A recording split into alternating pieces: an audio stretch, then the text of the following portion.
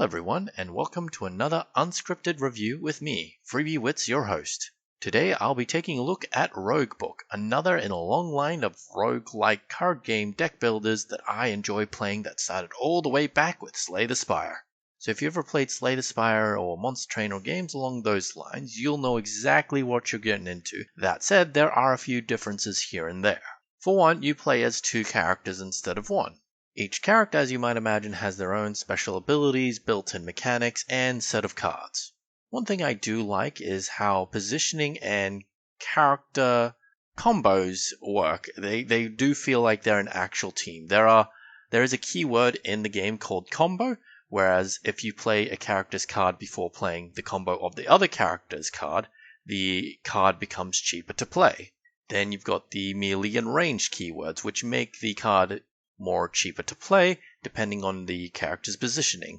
Besides that, I really enjoy how the game really rewards you for building a big deck. In most card-based games, the smaller the deck you have, the better, because whenever you draw a card, and it's a small deck, you're more likely to draw the card you need, whereas in a larger deck, you're not very likely to draw the card that you, well, I know I'm repeating myself, but the point is, smaller deck equals more efficient plays, and you can play the cards you want more often. Slay the Spire kind of gets around this by punishing you for having a small deck if you're versing specific enemies, which put trash cards in your deck. Cards that either don't do anything at all, or outright hurt you in the first place. If you had a bigger deck in that circumstance, then you'd be less likely to draw the damaging cards when they get around. Some cards outright reward you for having a large deck in Slay the Spire, such as Mind Blast, which does damage equal to your deck size. In RogueBook, there are many cards that do that. I'm not just talking about things that deal damage or give block, but there's an actual level up mechanic in the game. Once your deck gets to a certain threshold and limit, you level up, and you can choose one of three upgrades. One of them's based on the first character you chose, the other's on the second character, and the third one is a generic neutral buff that applies to any character combination no matter who you choose.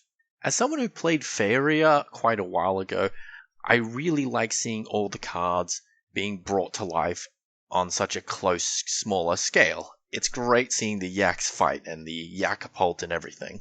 Now, I know a lot of people have a few gripes about this game, saying it feels unfinished, and in some cases, yes, I have had the game crash. I haven't lost much progression because of it, but it is definitely there, and it exists. So me saying that it doesn't and you shouldn't have any problems would be misleading at best. So I'm not going to do that. I'm just going to say look into it, and you should decide yourself if you do or don't want to buy the game based on that. There are other criticisms of the game that I will point out. For example, once you get far enough in the game and have upgraded the meta progression part of the game enough, eventually you'll start getting trinkets, artifacts, as soon as you start a run. You'll also get your cards sometimes randomized. There's a small chance that your common cards will turn into super rare cards and powerful stuff. But here's the thing.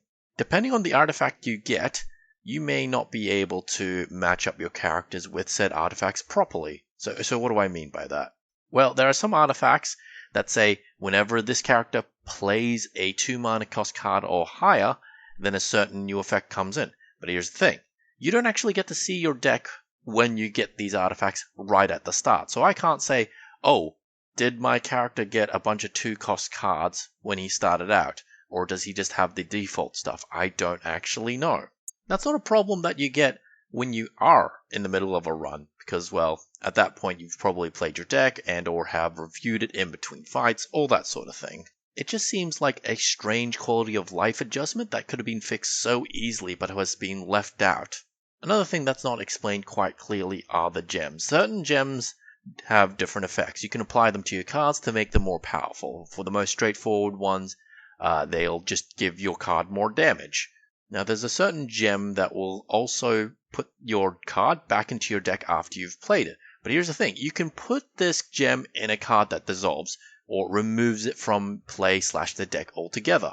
At first, when I saw that, I was thinking, oh, so it dissolves and then gets put back into my deck. This will be great. This is an awesome combo.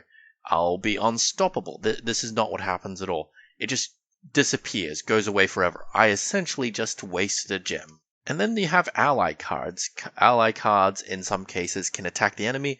You play them, and they sort of appear as a buff below your character, and every turn they use their effect or attack the enemy.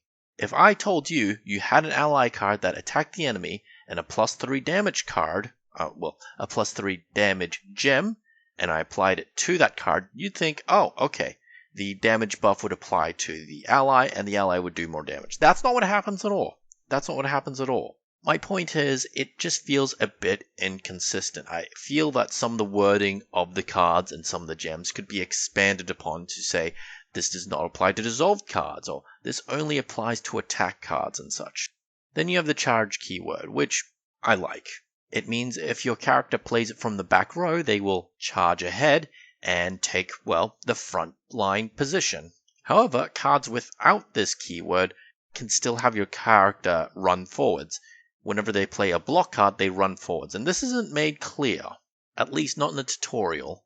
However, the one way you can see it is if they have little arrows around the top left of the card cost. That's how you know your character's going to charge forwards.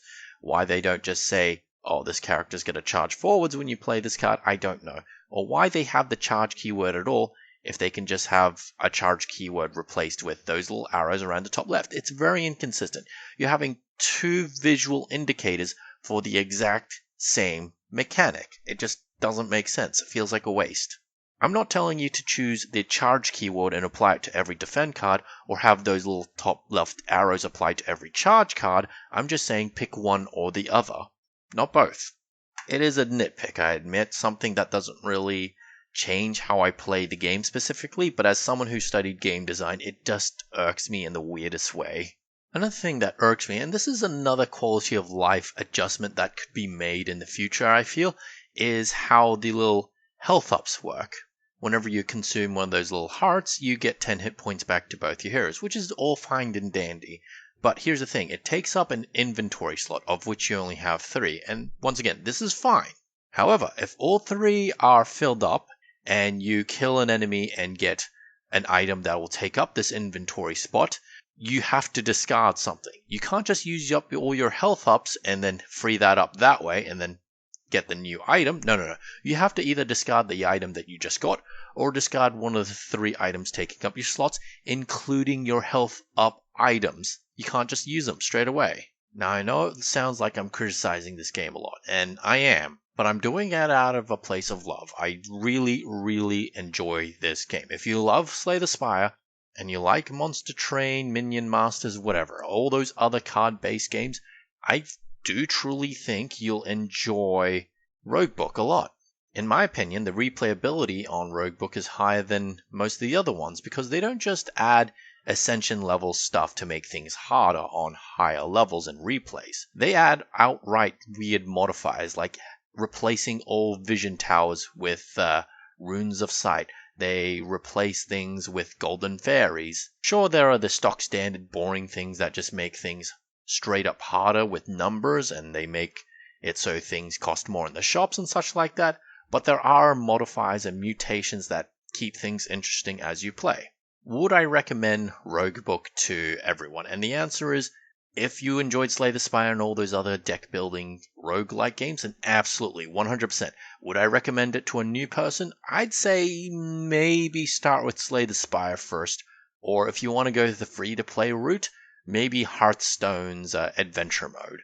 Anyways, that's it for today. That's my unscripted review of RogueBook, and I hope to see you again. Bye-bye.